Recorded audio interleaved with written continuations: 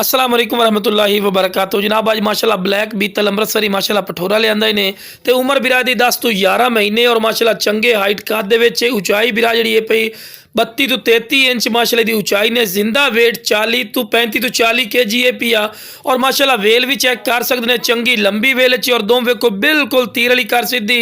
तो शुरू तो जनाब जानवर नूं चारा वगैरह खवा के बिरा इस गल विखाने कि तुहानूं पता लगे कि माशाल्लाह सेहतमंद और माशाल्लाह एक्टिव है।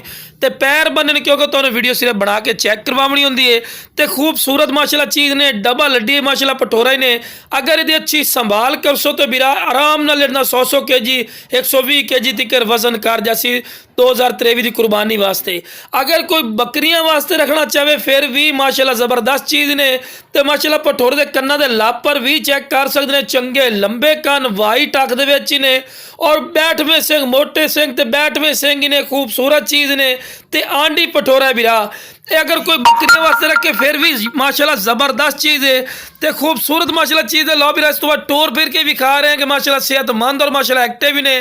तो डिमांड ही बिल्कुल जायज़ और मकूल हो सी। जरा बिरा पहले कॉल कर सी ओदी कॉल दी बिल्कुल रिस्पैक्ट हो सी, इज्जत हो सी और बिल्कुल मुनासिब रेट ते मिल सी। तो लो बिरा टोर फिर के भी खा रहे हैं, कोई लंगड़ा लूला नहीं, सेहतमंद और